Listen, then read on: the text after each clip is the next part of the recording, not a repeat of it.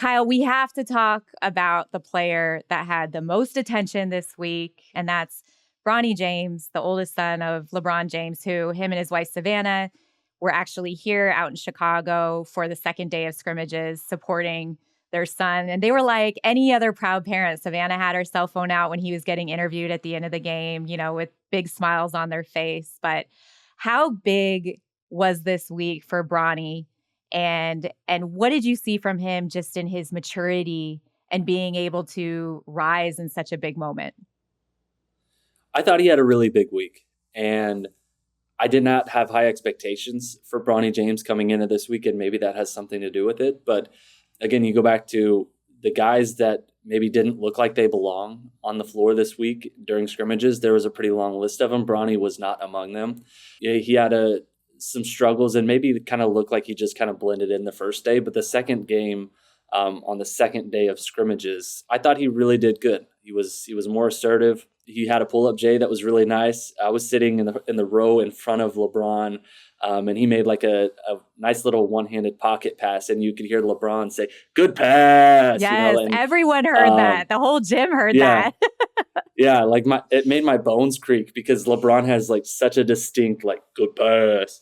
But it was fantastic. Like I wish I could bottle up that moment. But he really played well this week, and I think he handled himself well. More importantly, there's obviously questions about his game and how it's going to fit into the NBA because he wasn't a huge star at USC, and I think he answered some questions on that front this week, talking about.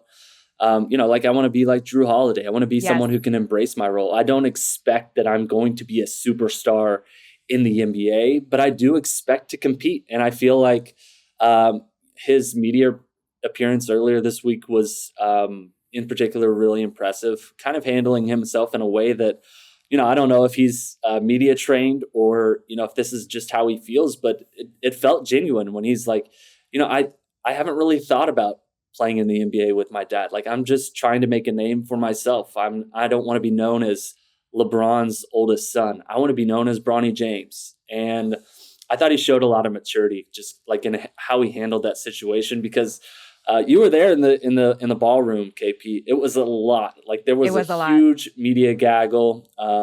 People are like quite literally tripping over themselves to ask questions to Bronny James. And given the scrutiny that he's obviously going to face because of his situation, because he's LeBron's son, I thought he handled himself really well in the media setting, did really well in the shooting stuff.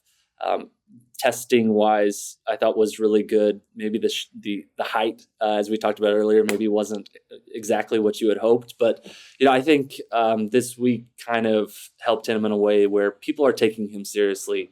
As a person, which I think was probably the case anyway, but I think being able to kind of step out of that shadow and say, like, I am Bronny James, I think was really interesting.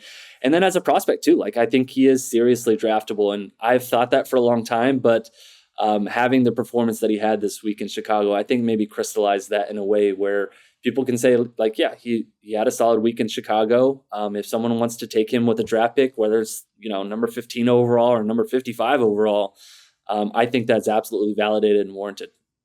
Here's what I want to say, and I will say this probably multiple times between now and the draft. I understand that he did not have a good year at USC. Nobody had a good year at USC. Isaiah Collier didn't have a good year at USC. We just need to forget that even happened. I think people are forgetting that Bronny James had open heart surgery in August and was back on the court in December. To make that turnaround is insanely incredible. Like it's unheard of. It is by far unheard of. Okay. So he's back on the court. He is a shell of himself the entire season. He's trying to adjust to a new offense, trying to adjust to the pace of the college game. So to say he should have gone back, his game doesn't translate, is totally unwarranted because he understands the NBA game. He knows about the spacing. He can play defense. Bronny James is an NBA player.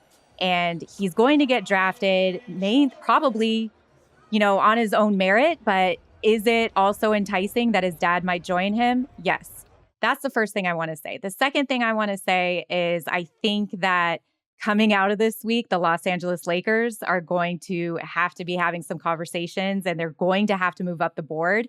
We've already seen it with the Utah Jazz saying that they're interested in bringing in Bronny for a workout, and they are considering him with the 32nd pick. So if the Lakers wanted to move up, they'd have to move up at least to 31.